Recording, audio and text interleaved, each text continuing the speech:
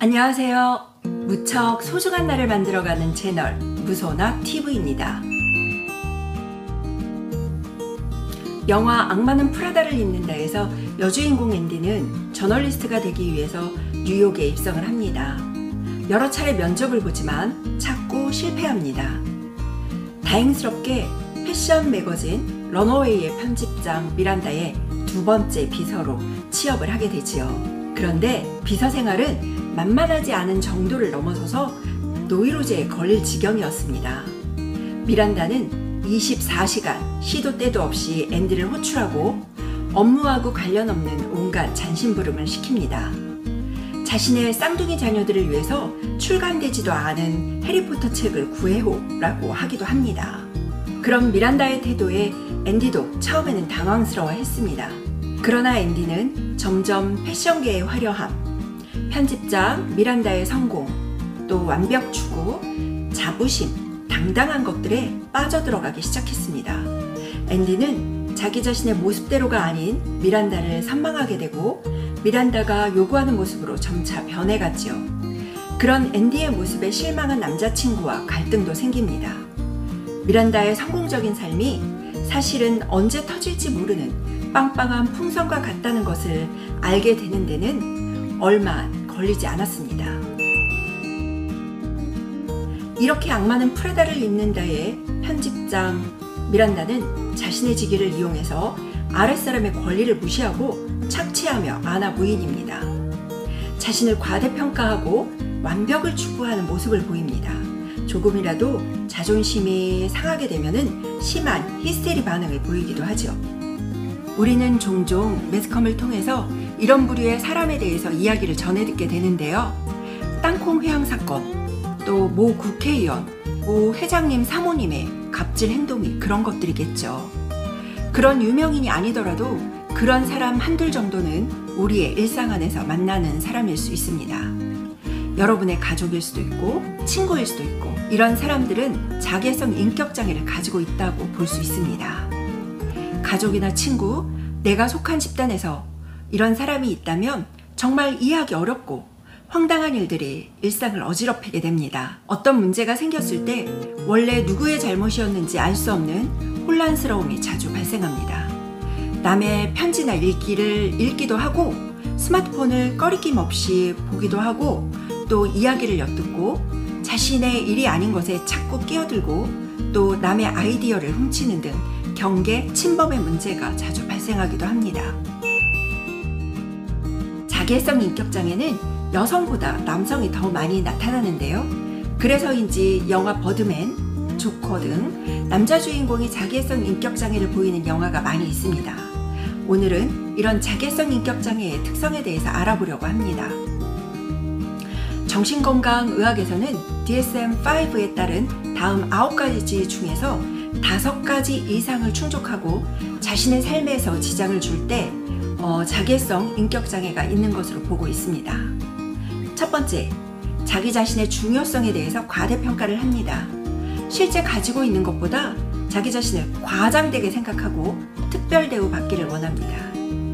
자괴성 인격장애를 가진 사람들은 세상에 완벽한 사람은 없다는 것을 받아들이지 않습니다. 자기 재능은 비범하고 자신의 남편과 아이들은 특별해야 되고 자신의 친구들은 고귀하다는 특별한 환상을 만들어서 살고 있습니다. 그런 자기 자신의 환상을 깨트리는 것을 용납하지 않습니다. 그런 사람이 있으면 끝까지 쫓아가서 복수하려는 마음을 가지고 있습니다. 그러다 보니 가족이든 지인이든 그런 환상을 깨트리지 않기 위해서 살얼음판을 걸어야 합니다. 자괴성 인격장애를 가진 사람들의 이런 미끼에 걸려들면 특별한 사람이 되고 화려해진 것 같은 착각에 빠지기도 합니다. 자괴성 인격장애를 가진 사람이 이상화해줄 때는 무척 달콤하기 때문에 중독적이기도 합니다. 자괴성 인격장애를 가진 사람들의 과장된 자기감을 나눠갔기 때문입니다.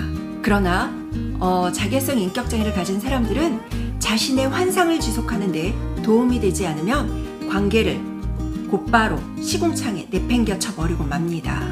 또 자신의 환상이 깨지고 자신의 비참한 현실을 깨닫게 되면 극심한 수치심을 느낍니다. 그러나 이런 사람들은 교묘하게 그것을 타인에게 떠넘기는 데는 선수입니다. 어떤 일의 잘못이나 실패의 원인을 모두 타인 탓으로 돌리는 데는 고단수들이기 때문입니다. 끝없는 성공, 훌륭함, 권력, 아름다움, 완벽함 또는 이상적인 사랑에 집착합니다.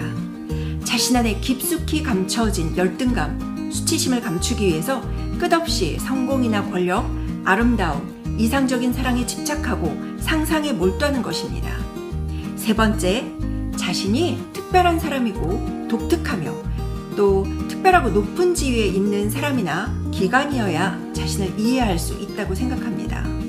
누군가가 자신을 비판하거나 이해하지 못하면 자신이 특별하기 때문이니까 나를 이해하지 못한다고 생각하고 특별한 사람들만 자신을 이해할 수 있을 거라고 생각하고 그런 사람들하고만 어울리고 싶어 합니다.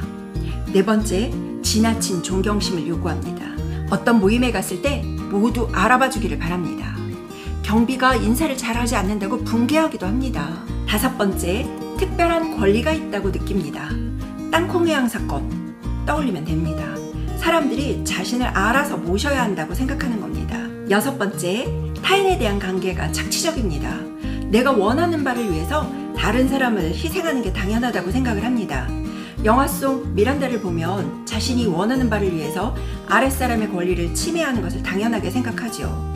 상호 호혜적으로 주고받는 게 아니라 항상 일방적으로 자신만 받으려고 합니다.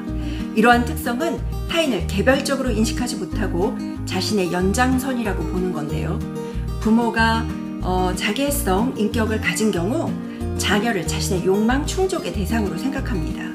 보통 자기보다 약한 사람을 착취의 대상으로 삼습니다.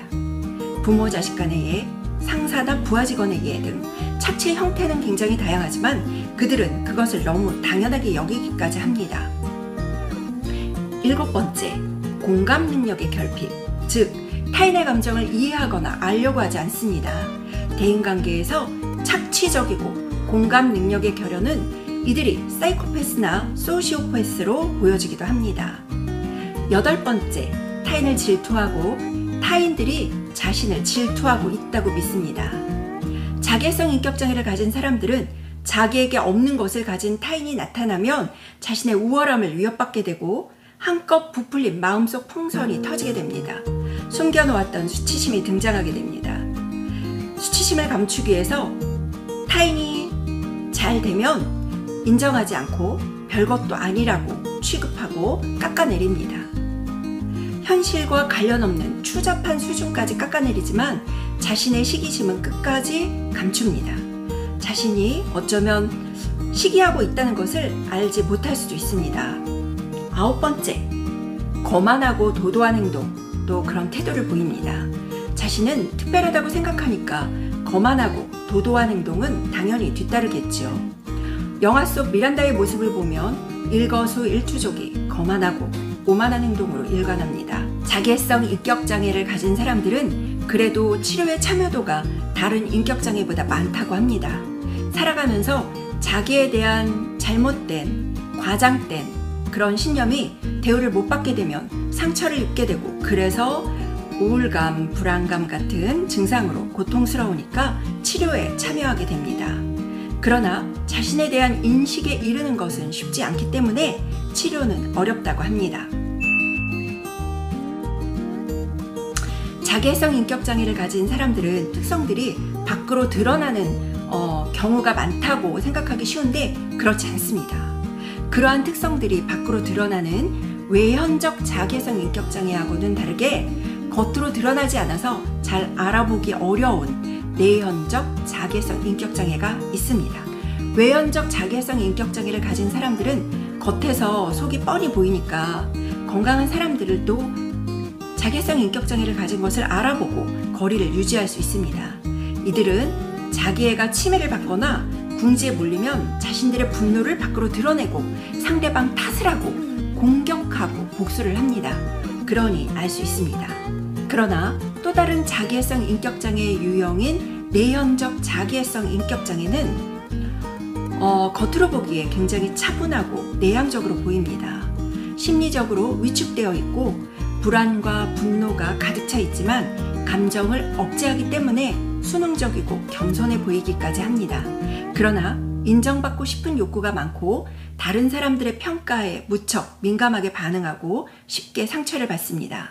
거절을 두려워해서 사람 만나는 것을 피하는 회피성 성격장애하고 비슷해 보이는데요.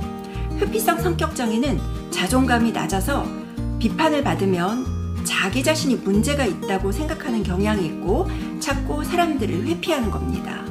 그런데 내연적 자괴성 성격장애를 가진 사람들은 문제가 생겼을 때 자신의 문제로 받아들이는 게 아닙니다.